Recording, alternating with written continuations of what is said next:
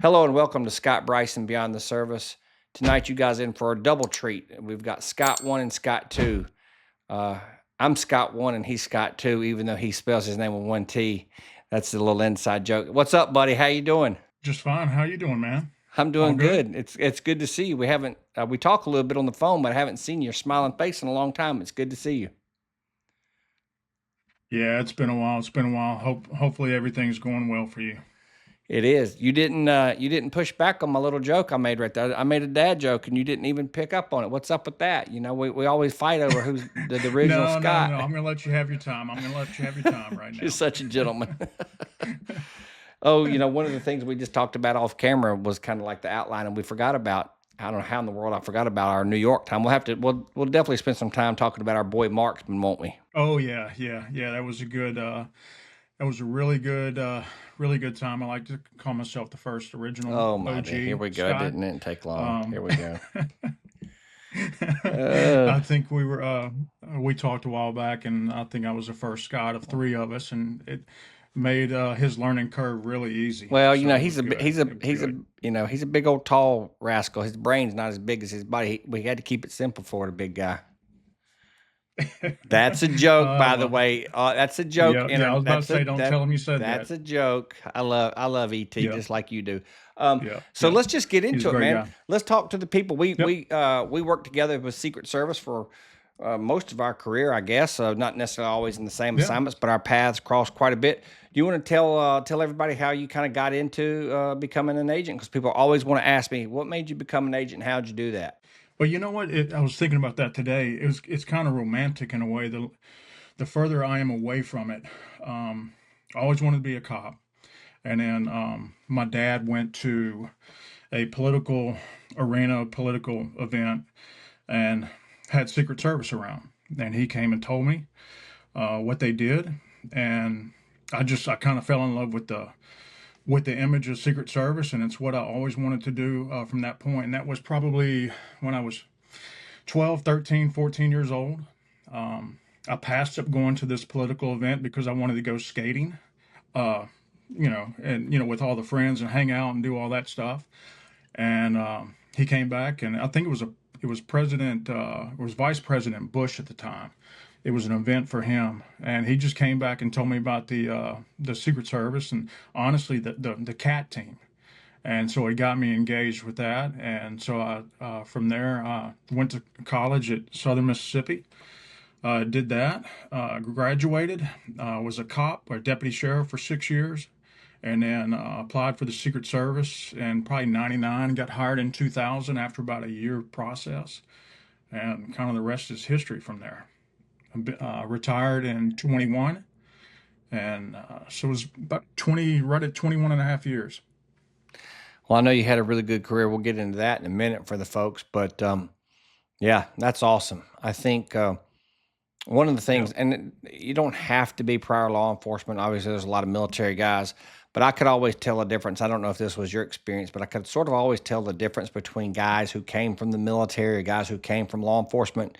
A little bit of a different. Yeah. I guess and there's plenty of guys that were good agents that didn't have law enforcement background, right? But I just feel like you bring a little something to the table, a little maturity level to the table. Did you notice that as well?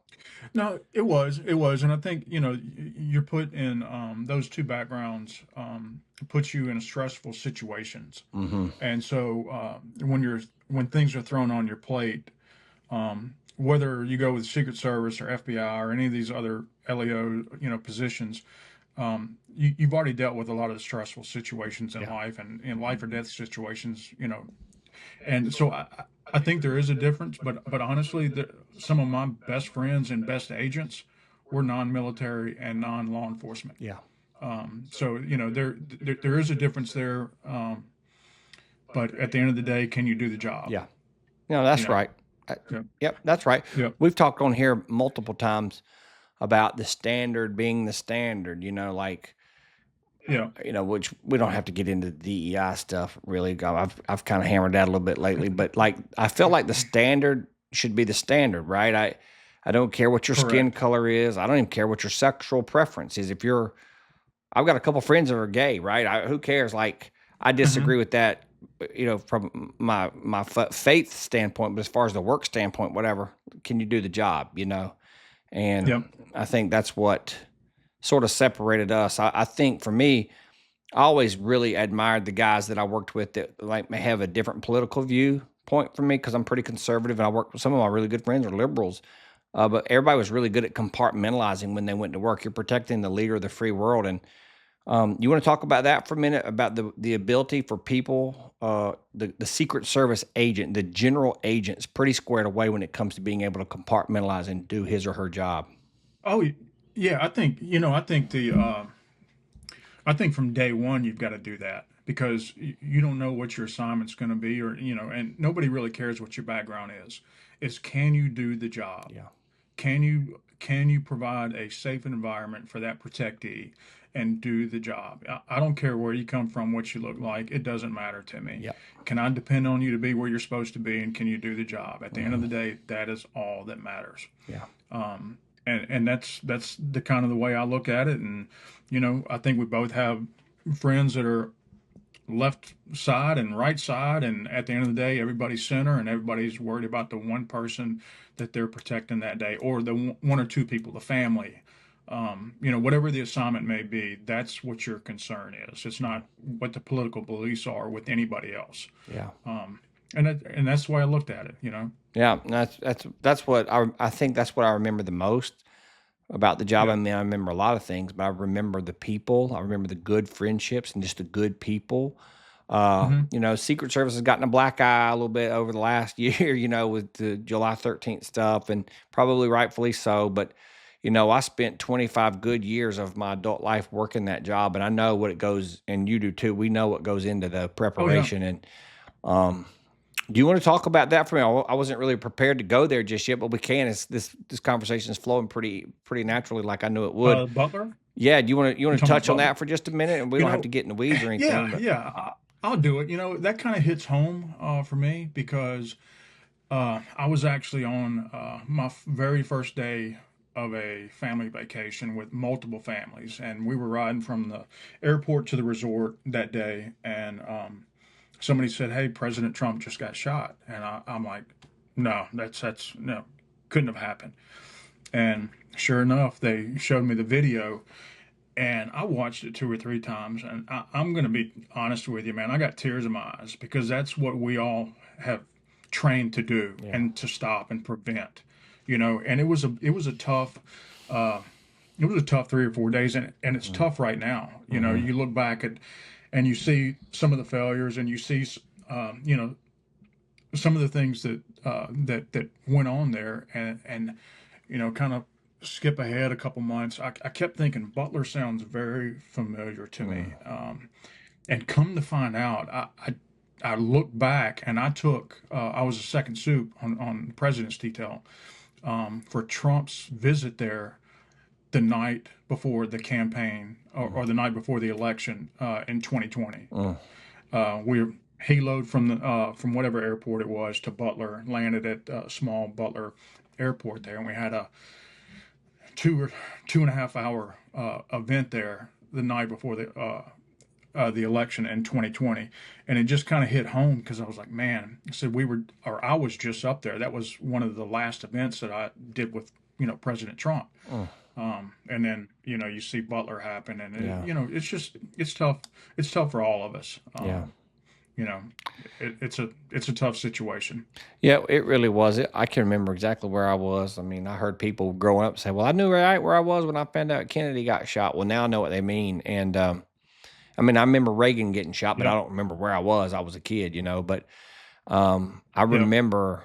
I think it was a Saturday, right? And then I think it was a Friday or a I Saturday. think it It was. was a Friday or a I think Saturday, it was. and because my wife and I were going to meet some friends for dinner, and I had been Yep. driving, so my phone had been up in the console. I hadn't looked at it in 15 or 20 minutes, and my phone was blowing up. Yeah, and there's two things that I remember vividly remember was where I was at 9/11 on Mm, 9/11. mhm, I was pulling into the office. I was about a mile from the office from the Jackson, Mississippi Secret Service office. We've got offices all over the world. One of them is in Jackson, Mississippi, and I was there the morning of 9/11. He took off and from Florida and went to Louisiana first. And so some of the guys that were in Jackson were going to Louisiana to assist in the event that he stayed there for an extended period of time. Hmm. He didn't. He pretty much the story. He Yeah. landed, did a couple of things, took off, and went. But I remember where I was then, and I remember where I was when President Trump got shot. And there's a lot of things in between that I couldn't tell you where I was, Yeah. but I can tell you those two events, Hmm. and they hit home.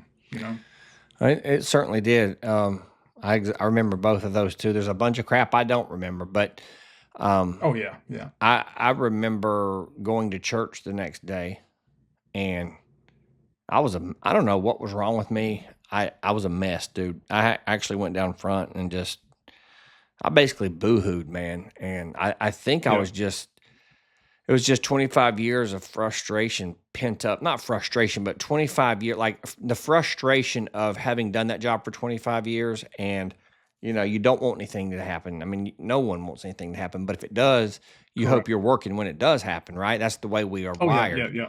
And I remember just being a mess and I think I remember just thanking God that he spared him. I think I was just overwhelmed with frustration and thankfulness, if that makes any Yep. sense. It was weird. No, I agree with you. I mean, it's 25 years of training, 25 years of blood, sweat, and tears, and it goes to that one moment that you want to make a difference. And those guys that rushed the stage absolutely made a difference, and Hmm. that's what you train for, and that's what you're. I look at it again, the whole romantic side of it, kind of how I want to become a Secret Service agent and all that. I look at it, that's what we've all trained to do, Hmm. and that's what we try to prevent. And it's a shame that it happened. It did. Hmm. Service is moving on; they're getting better, and honestly, I'm here for it. Yeah. It's a good thing. It's funny. I thought about trying to go back, but I think I'm probably not what they're looking for. I'm a little bit past my prime. I thought about trying to go back, but I think that ship has probably sailed. Do you ever talk to Sean? I know you guys were you guys second soups together on the detail?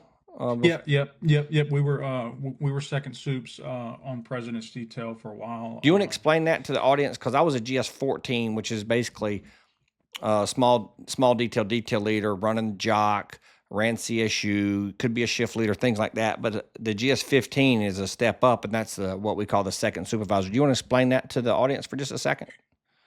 Yeah, so on the president's detail specifically, you've got the special agent in charge, the SAC, and then you got two DSACs. You got an operational and a White House branch or administrative DSAC, and I think both of them travel now. And then below the DSACs, you've got I think we had 12 15s or 12 second supervisors, and I was over the transportation section, excuse me, over the transportation section with the president's detail. And the second soups pretty much go out, foreign trips they go out several days in advance, and domestic trips they go out a couple of days in advance as well. And put eyes on the venues, the airports, the sites, the routes. They basically go through every facet of the advance and make sure everything's where it's supposed to be. The guys are doing what they're supposed to be doing. And then when the president arrives, you receive them and ride in one of the beasts, so to speak, and you are the right hand man of the special agent in charge there. And then you do the visit and you go back home or go to the next visit. I mean, during the campaign, I was jumping. It seemed like North Carolina was my area. North Carolina and South Carolina, I was driving between cities and stops and all that stuff. So those were pretty hotbeds politically, and so I was down there, a good bit. But that's second supervisor is basically the third level in charge of the president's detail and the vice president's detail as well. Yeah. So is that I can't remember. Did you retire from that position or did you go to I headquarters? did, I did, I did. I retired in March of 2021. Uh huh. So I think it was 4.5 years as a second Wow, supervisor. it's a long time. Yeah, so I did that, and it's a long time of travel, but I had a good time and surrounded by a great group of people, great supervisors, great DSACs, great second soups, And Sean Kern was a second soup with me for a Hmm. while. Yep. He's a good guy. I actually saw him a couple months ago at an event and gave him my wishes and wished him best of luck. And Hmm. you know, I think we're all here for him if he needs them. Now he's great. I was a 14 Yep. and he was when you guys were 15s, and I filled in a few nights at the White House shift leader spots or whatever, and he was the midnight soup, and Yep. just always just just like you, just very professional but very Yep. nice and just very approachable. And I got a Yep. confession to make, man. I never Uh had any oh. yeah, that's not a bad. I never had any aspirations to be like the special agent in charge of a field office, or I just didn't care about that. But I really wanted to be a 15 on the detail, and my little plan backfired on me because I went to Hawaii to check that INV box, thinking Trump was going to get reelected, and I was going to try to bounce right back as a 15. And we know what Yep. happened. So instead of retiring as a 15, I ended up retiring as a 13 because I had had enough, and I took a voluntary downgrade to get home. So I Yeah, always, but you may have been the smart one. well, I don't know. The point is this. I think, and tell me if you agree. You may not. I personally believe that the GS14 spot on PPD or VPD is probably about the hardest 14 you can have. It's so hard, especially the shift leaders. Those guys get crushed. Oh, And I I, think I, I would, yeah, I think I would agree with you on that. I think the 15 has got to be one of the best. And that's, I mean, you got to do it. And so, you ride out on the car plane, you ride home on Air Force One. That's not bad transportation, is it? Yep. Yep. No, it was good, and with me, I lucky enough or determined enough or whatever, but I was a 14 on PPD and a 15 on PPD, Mm-hmm. and I can tell you that me as a 14 on the President's detail was very challenging Mm-hmm. because I started off in the Joint Operations Center. I think like everybody does, you learn everything surrounding the White House schedules, all that stuff. Then I got moved from there. I went over to the transportation section Mm-hmm. as the 14. And so there you're managing 36, 37 guys, and we're all over the world. Uh-huh. And you're doing the schedules, you're doing advances, you're doing all the logistics, or not necessarily all the logistics, but you're coordinating all the car planes and you're making sure that it's done and assisting with a lot of stuff. And so it was really, really challenging. And Uh-huh. your time that you had off wasn't really off, right? No. It was you're dealing with schedules, you're dealing with everything, all the trips. So I would think of 14 on whether it's the president's detail and or vice president's detail or a small detail. Those are the most challenging because you don't have a lot of the assets and you don't have some of the things that maybe some of the bigger details have, right? Yeah. Because I know you're talking about marksmen up in New York. I know we'll get to it, but after the campaign, I was on Trump's campaign cycle. I was a shift leader with him. Uh-huh. He gets elected, and then immediately got rolled over to Eric's detail. So I was his kind of break-in point. I wasn't on the president's detail at the time. I was just trying to manage everything and trying to keep everything together and introduce him to Secret Service lifestyle and all that stuff, Sure. right? And then I remember vividly taking a phone call from you down at Mar-a-Lago. I think you had put in or you were about to put in for his 14. And you said, "Hey, what's it like? How are things going?" And we were flying around with our hair on fire, But I was like, I know my time's limited. Bryson's a great guy. He'll do great here.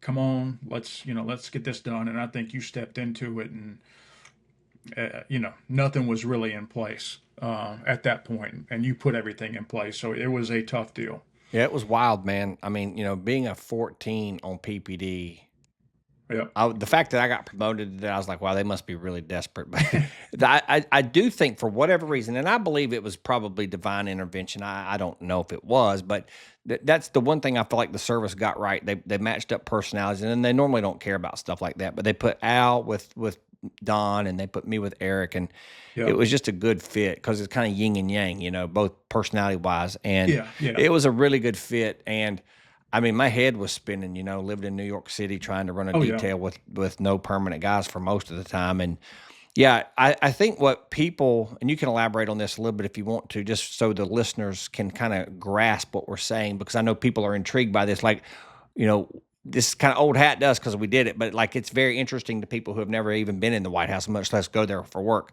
But it's not all sexy. It's not all running beside the limo and Air Force One and Marine One. It's a lot of administrative paperwork.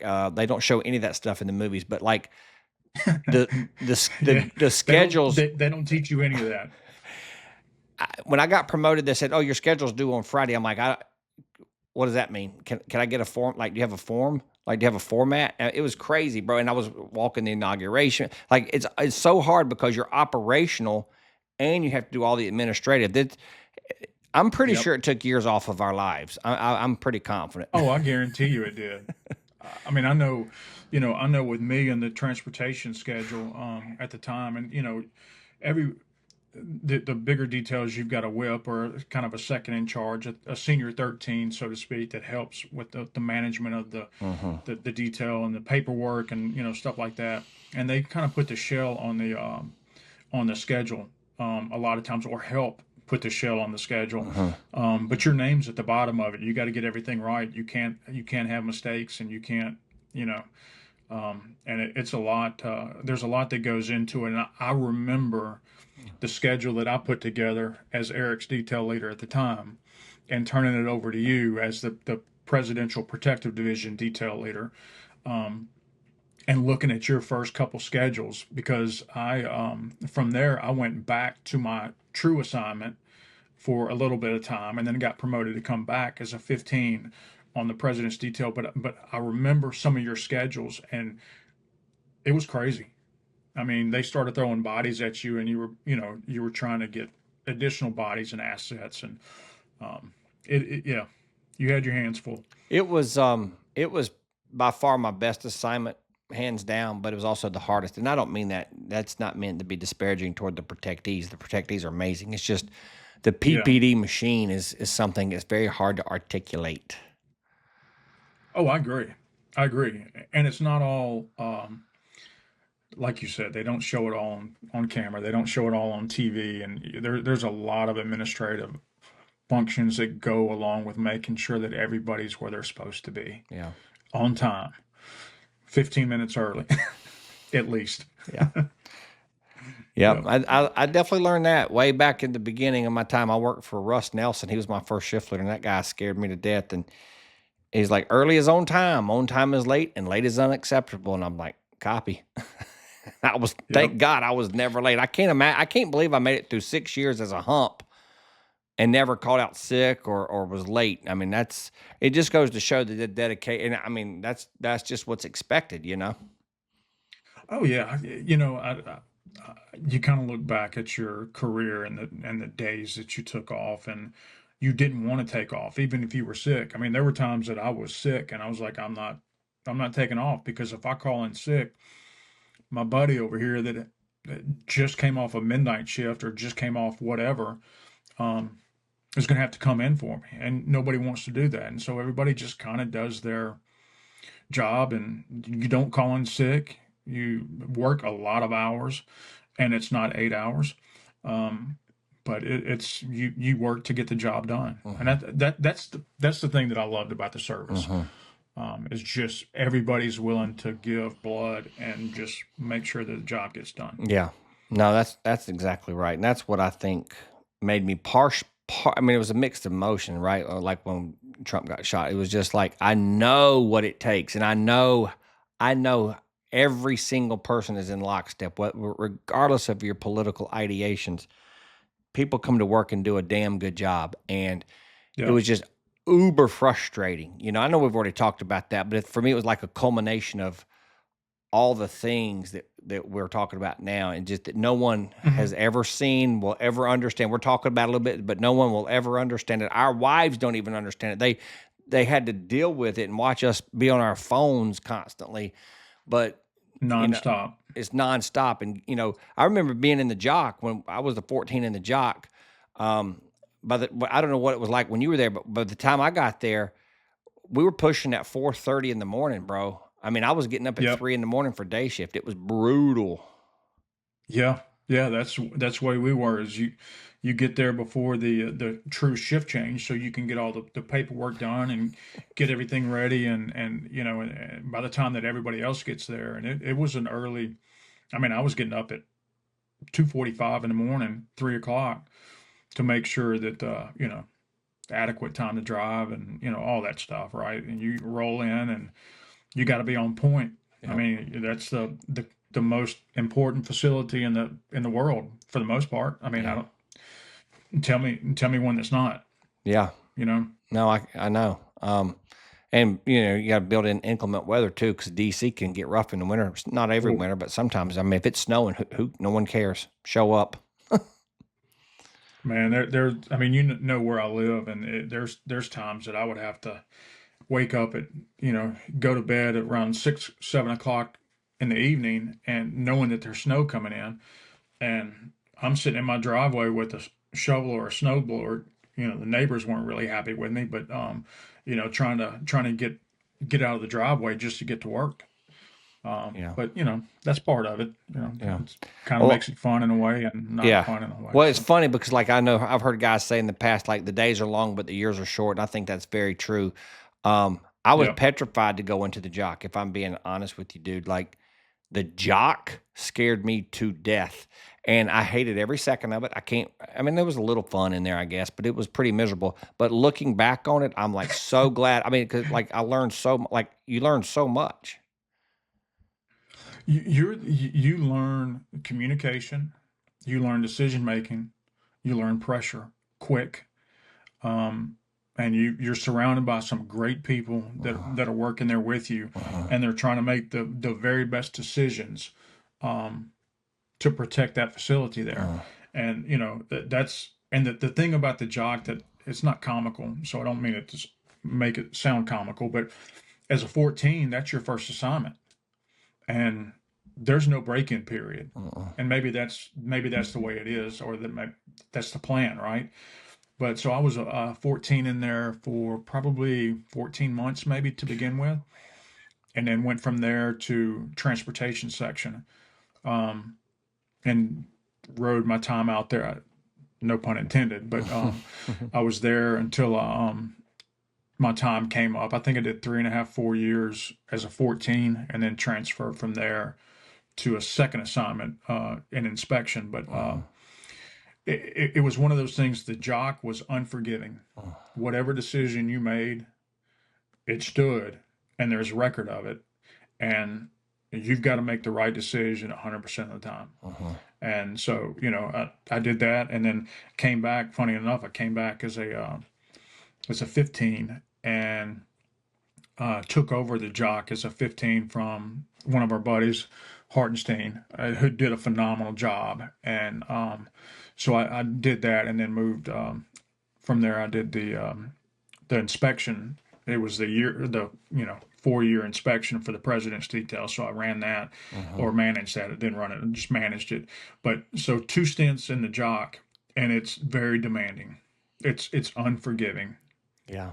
and will I suck the life out of you. I 100%. I know there's plenty of things we're not gonna talk about because neither one of us care to go to prison, but, um, some of the things that we have to worry about now that, like, our predecessors, maybe from the 90s or the early 2000s with the technology didn't have to deal with, it's just getting harder and harder. Once upon a time, we were worried about the lone gunman, Hinckley and all those types. And now it's, organized attacks with Al Qaeda and the lone gunman and nut jobs and technology and blah, blah, blah.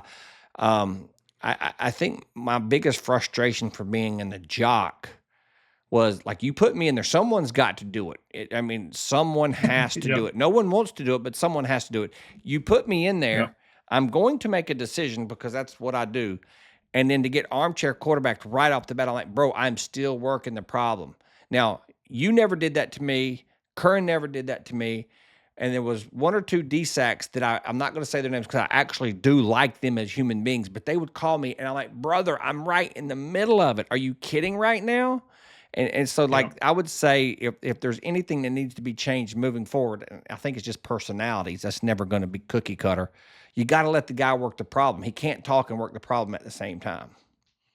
Yeah, I agree with you, and that was an issue. On any given day when you had a big situation, you're getting calls from across the street, and you're getting calls from upstairs, and you're actively working the situation. And one of the things that I um, brought up, and I think everybody brings it up, right? I mean, it's not a new idea, but Hmm.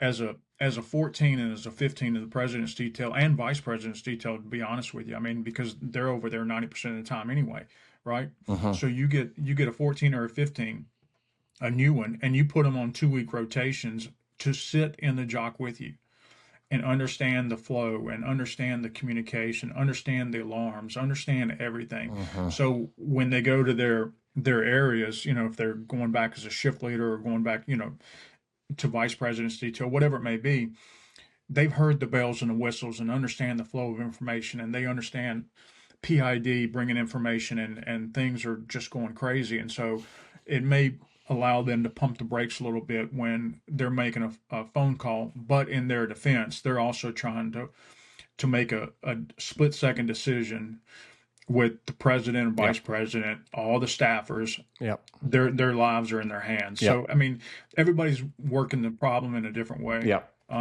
But I do wish that as a 15 or as a 14, they would do a week or 2 week, or just whatever the median is, to get them in there, understand the flow, the communications. And there were some times that we had incidents from upstairs. I mean, not from upstairs, incidents on um, other grounds, and I would get calls from upstairs, and it was nonstop. And to my point, I was like, hey, if you want to get the information right now, come down here, Hmm. because I can't answer 4 phone calls at the same time. Hmm. But I mean, that's life, right? I Yeah. mean, that's why we're putting there. And you made good decisions, I made good decisions, and everybody went home. Yeah. So that's it's a tough environment. Yeah. It really was. So anyway, you're welcome, audience. Mhm. If I don't know if we drew you a good enough picture because you got two little rednecks trying to talk about national security stuff that I can't believe either one of us were put in charge of. But hey, we got it You know, you done. know, uh, I'll tell you this. I'll tell you this real quick. So, one of my very first midnights at the White House, I went. You get some items when you come to the president's detail, and I remember going out. They already locked everything up, and I go out on the south grounds, just right outside the door. I was like, I look, I go back inside, and I call my parents, right? I was like, hey, it was like one of my very first midnights. Mhm. I was like, Mom, Dad, you'll never believe what I'm doing and what they're allowing me to do. And so it's kind of it was a good situation, and I Yeah. think they appreciated it and probably smiled, I think. So Yeah. it was a good No, deal. those were the good old days. I definitely missed that part of my career. It was just good Yeah. men and women. I mean, uh, I still see Leslie on TV from time to time. I don't, see Yeah. her all the time, but I see her on. I guess she's the SAC over at the VP. She's with JD. I think so. Is she the SAC? I think, yeah, She I we think were so. we were on shift C together. She was super squared away. You know what I mean? So it's Yeah. it's good to see. It's good to see good people get promoted, and it just brings a smile to my face and like Yeah. John Bush, John's the SAC now, and that's like, wow, he was my counterpart when I did in 2008 when Obama had just gotten in. I did the Armory, DC Armory was my venue for the gala, and John was my field office counterpart from WFO, and he was super squared away. And I'm like, this dude is freaking good. He was the best counterpart Yeah. I ever had. And I mean, I knew I was right because look at him now. I mean, he really did good for himself. Yeah, he's a good guy. He He was is. he was one of my guys in TS when I was a 14. He was a 13, and so he was one of the guys over there, and just super squared away. Very hard And worker. as and he's a great individual. No, he really is. He's he's an agent supervisor, if Yep. that makes sense. Yep. Like No, it does. he's who you want as a supervisor. Yeah. I think he fits the mold of, like, we talk on here a lot about leadership versus management. Yep. I feel like he's a Yeah, leader. Like I manage my finances, I want to lead people, type of thing. I feel like he's a real leader. Not we need service needs a little bit more John Bushes in the world, in my opinion. But I agree. I good, agree. good man. Yeah. All right. So since we've been Yep. talking about PPD and TS just means transportation section. So you want to explain how the detail works to the audience about the satellites? I did CAT, you did TS, there's CS. Like you don't just work the man the whole time. Do you want to kind of walk them through the different little satellites and explain that a little bit so they kind of understand what we're talking about when we use Yeah. these Yes. acronyms? Yeah. So, and they change a little bit through time, but generally speaking, you come to the president's detail or vice president's detail, and you do a month, maybe a month and a half, depending on the numbers on the shift, whichever shift you're going to go to, and then you go to a small detail. For me, I was assigned to Jenna Bush. After I came over there, I went to Jenna Bush's detail, and did that. I can't remember how long I was there, maybe 13, 14, 15, 16 months or something.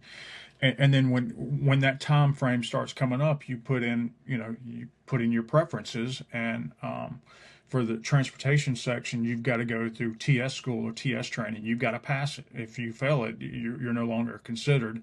And it's a driving school. It's I think it's 3 or 4 or 5 days or week long driving school, put on by the Secret Service, and you've got to pass it. And if you don't, you're gone. You're gone from there. You've got other satellites that sections that you can go to. You got counter surveillance, and you got a couple of first ladies detail, transportation. Um, I believe. Am I missing one? Well, Feel like I'm it missing one. used to be CAT, but then it broke away to Yeah, SOD. cat. So Yeah, yeah. yep, cat. And then they separated cat and then brought it back. And so, the one thing I remember about cat from the, I'm going to hurt your feelings a little bit, Oh, but here we go. one It's thing okay. one thing I remember about cat as a TS guy, you never washed your vehicles, ever washed your vehicles. It was you could pick out what cat vehicle was by the dirtiest vehicle, Uh, the dirtiest vehicle on 18 acres. You're ready uh, to go in a motorcade, and you look down and guys, just some water uh, and a rag, something, just clean yeah, it up a I little bit. can't really But defend that. no, you can't. I can't defend that. No, you can't. There may or may not Um, have been, what do you call it? Tobacco cans everywhere too, probably yeah, spit yeah, bottles and stuff, yeah. but We just let you guys perhaps. be. We let you guys be. It was expected. How about that? Yeah. Um, Well, but no offense taken. yeah, yeah. But then you do your satellite. For me, I think my satellite was about 18, 19 months. Generally speaking, at the time that we were on PPD, I think your tenure was 4.5, maybe 5 years, 4.5, depending on what was going on. Yeah. Mine was about a little over 4.5. So I did a month and a half on the pre-satellite, which was the shift. I did 18 months or so on maybe a little bit less on Jenna's detail, and then I did transportation, and then from there I went back to the shift, and that's kind of when you get your true reps, right? You're starting to do at airports again. You're doing small sites, major sites. You're doing logistics. You're doing if you progress from there, you're doing leads, stuff like that. But I think I did another 8 or 9 months back on the shift, and then I put in for PPD ops in the transportation side. So from there, I did, I think, 12 or 13 months there, and PPD ops, it's crazy.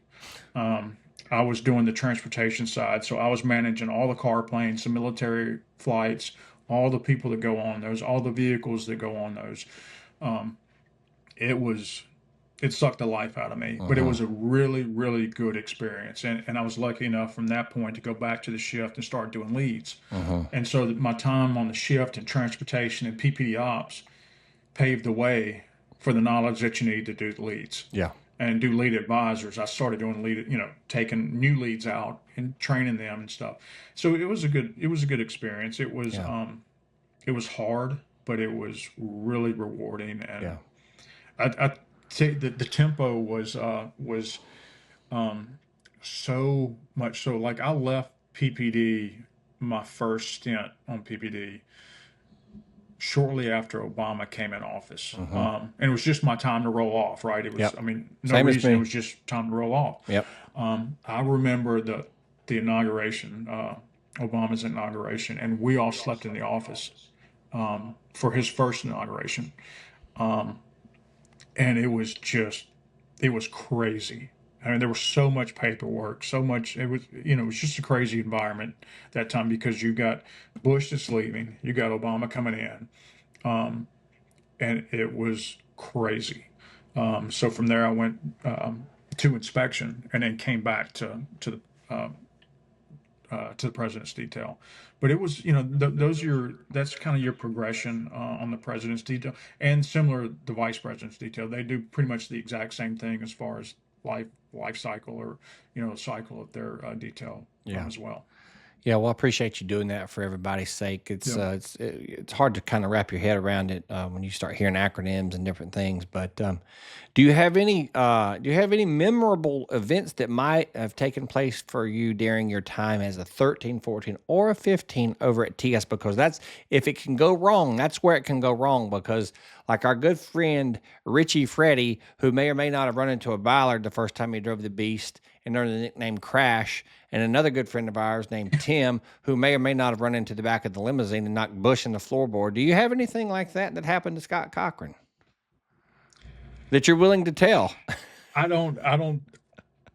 I can tell you that I ran into a pole at a fire station. I want to say it was.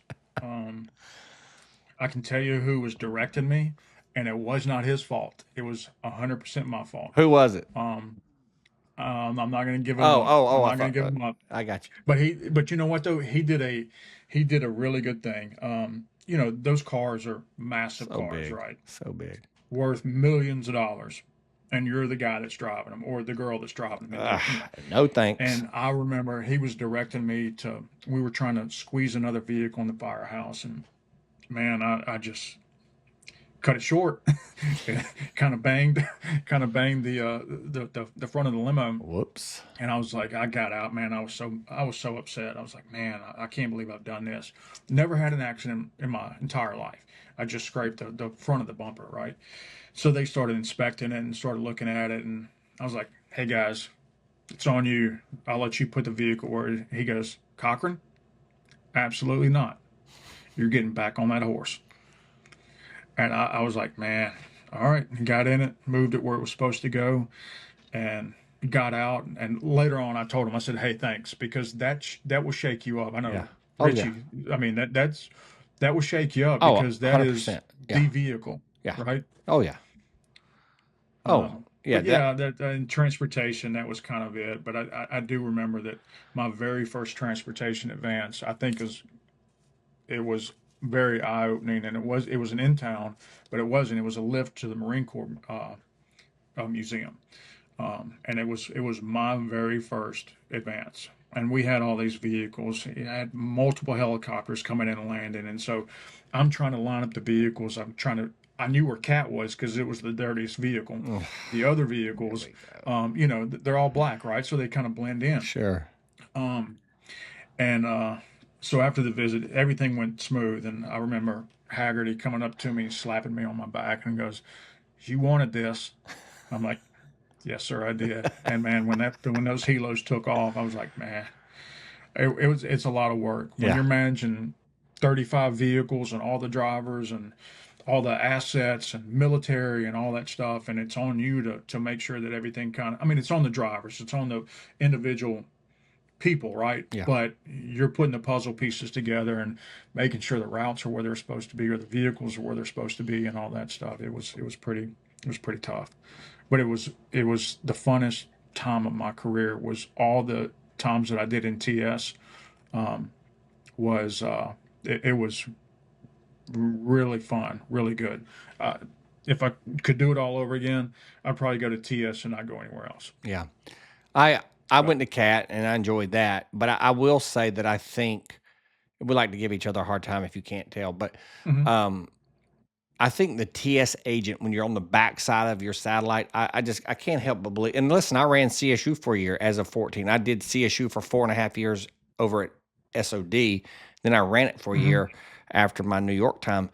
Uh, and I learned a lot there too. But like, I personally believe that the Journeyman GS13 coming off of TS is probably the most well-rounded uh, agent, just from the logistical standpoint, the cars, the safe houses, the car plane command, all the things you're doing, right? And and so I Yeah. mean, that's what I think. So Yeah, I mean, you know, I agree with you. I mean, I come from that world, but I do agree with you because, a day in the life of a TS guy is, one day you're driving the president, the next day you're driving the follow up, the next day you're driving other vehicles, you're driving the spare. mhm, Next day from that, you're jumping on a car plane and coordinating that car plane with all the military assets on mhm, there. The mill aid, back in the day, would jump on the car planes to go out with the vehicles.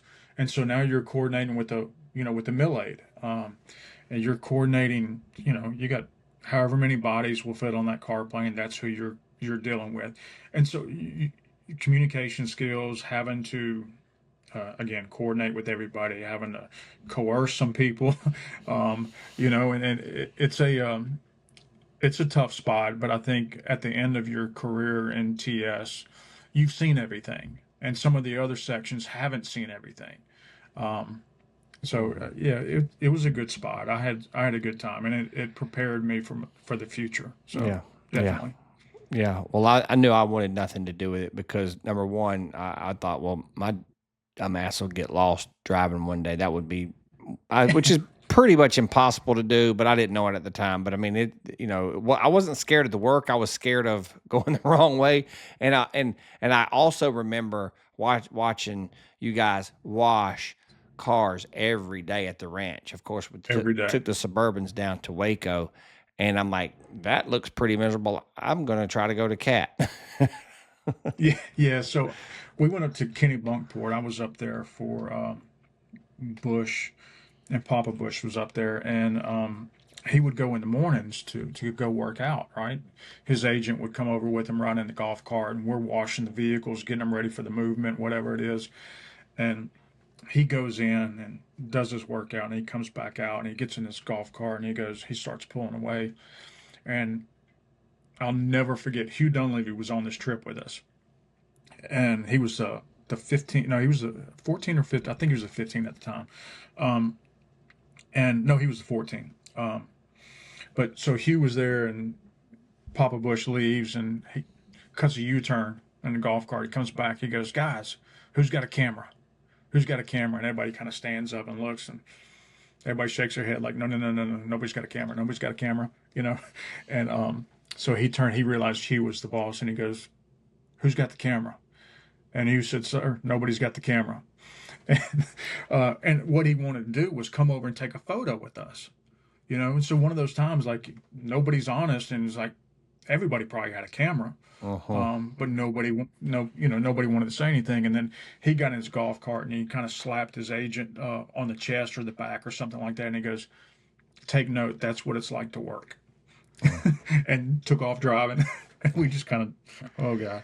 But Yeah. that was one of the good times. Those cars, man, they got a daily wash, Oh. 2 or 3 times. Oh, I remember. I used to watch you guys. Yep. Um, I almost said his name. I'm glad I bit my tongue just in time. It was one of our colleagues that was a little shorter than we are. I remember him having a hard time. I could remember seeing him look through the windows and having to wash the car. But Yep. that doesn't it doesn't really matter who it was. There's a couple of them, but I used to think that Yeah. was funny. But yeah, I would watch you guys wash those cars. I was like, ooh, it's because it's a dust bowl down there. So listen, Yeah. before we wrap this thing up, let's take a few Mhm. minutes and talk about our time in New York. I know we sort of touched on it earlier. Um, I think, were you in inspection when you were doing that CNOS stuff, or? I was. So I left President's Detail and went to inspection as my second 14. And I went out with Bernie Sanders as a shift leader with Bernie, probably in January, if you remember correctly, he picked up early protection because he was Hmm. starting to draw crowds. Hmm. Um, so we picked up him, and so I was one of his shift leaders. Um, and then he dropped out like 4 months later or something like that, 3 months later, Hmm. and they immediately rolled me to Trump. And so probably in June, from June until basically election night or a couple of days after election night, I was one of Trump's shift leaders. And then right after he got elected, I did a couple more days before the president's detail came in and kind of mobilized and took over everything. Then I went over to Eric's detail as his 14. I was still in inspection at the time. Yeah. And so I was on his CNOS group. And since I was around Eric and Don Jr. and the family, it was easier for me just to kind of roll with them because it was a friendly face, Hmm. familiar face. And so from I think November 10th or whatever until right maybe a week before the inauguration. When did you come down? Yeah, so I went up about a week beforehand, kind of got to know him a little bit, and then we went to DC for, back to DC for that training for the inauguration. So, Yeah, I want to uh, say that I stayed up there with him. And did you fly back up there and then fly down with him? I think, I can't yeah, I remember think so. I think so. because I didn't fly down with him. I remember I remember being out at training, freezing to death, and bumping Yep. into Eric Adams, who I hadn't seen in a long time, and Yep. we were cutting up and stuff, which I didn't know he would later become my ADL, and then he took over for me. Small world how this stuff works, but so Eric and I kind of rekindled our friendship or whatever, and I remember training out there during that week leading up to the inauguration, and I don't know if I was I guess I was probably operational a day or two before the inauguration, but I did, I went hot uh in January of Yeah. 17 at some point. I don't remember. Yeah, I think you flew up there and we did an intro maybe, and then you went down to training, and I stayed up there until I think you flew up there like maybe a day or 2 or 3 days, or it was it was a short time frame, and then you flew with him, I believe, flew with him down to DC, um, Just and then I do you kind of want to packed my bag. speak to, I mean, you don't have to if you don't want to. I'm sure you feel okay doing it, but I know that politics has gotten really polarized the last few years. It seems like when Obama was in office, no one busted my chops, but as soon as Trump, they find out you're on PPD and Trump's in office, you're a sellout or whatever. So, but do you want to talk just for a minute and let's end on like a happy note? Not that this has been heavy, but I just was blown away by how nice the family is. And Trump himself, I remember meeting Trump for the first Yeah, time. yeah. Do you care to elaborate on the family at all? Yeah, and that's Obama. I was one of his drivers, and so he would joke around with us as drivers because he got to know us because he would see us every day, or whenever we drove, it was pretty Yeah, much every week. yeah.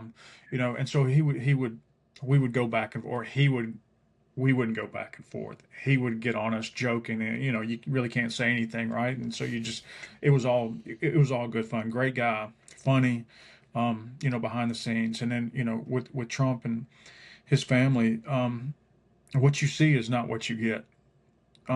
What you see on TV is not the way the family is. It is they're great, they're funny, they're all fun to be around. They get along, all of them get along.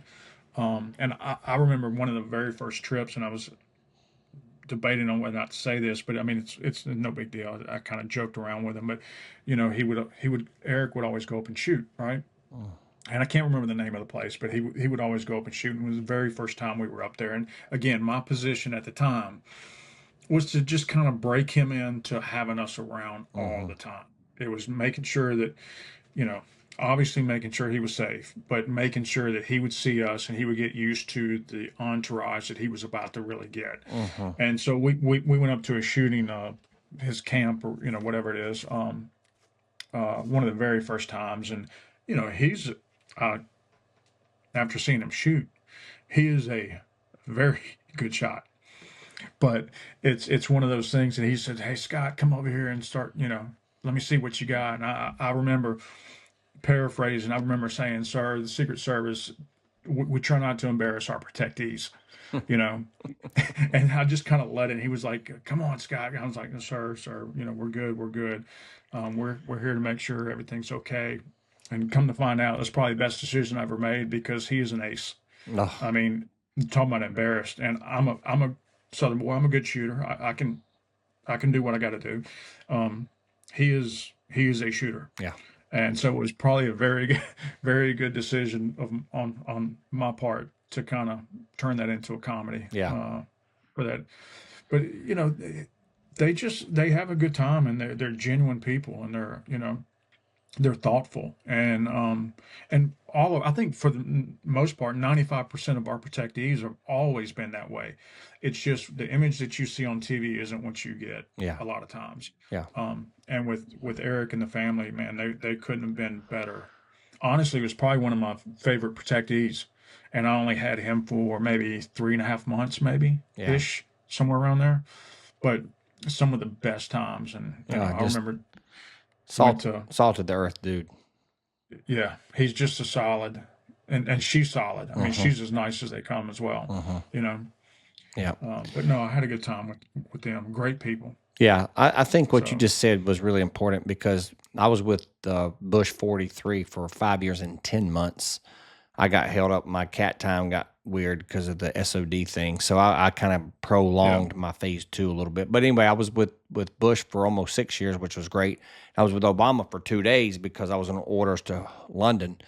Um, so that was, I didn't really get to interact with him, but I've heard all the guys that I know, like no one really ever said anything negative about him either. Just very nice and treated us well, which is all I think guys yeah, really care about is how we're treated. Politics aside, the protectees treated us well, and that's what guys cared about. And then, so I don't really have an opinion on him because I just wasn't really around him, but I've heard a lot of good things. And then, of course, I'm biased because Eric was my guy. I was his guy hmm for 15 months, and just I jokingly say this, but I do mean it too. Like Mrs. Bush, Laura Bush, 43's wife was my favorite protector, even though I wasn't on First Lady detail. I was around her at the ranch a lot and stuff. Just a sweetheart, right? Such a nice lady. And she was kind of always my one seed. And I like W too.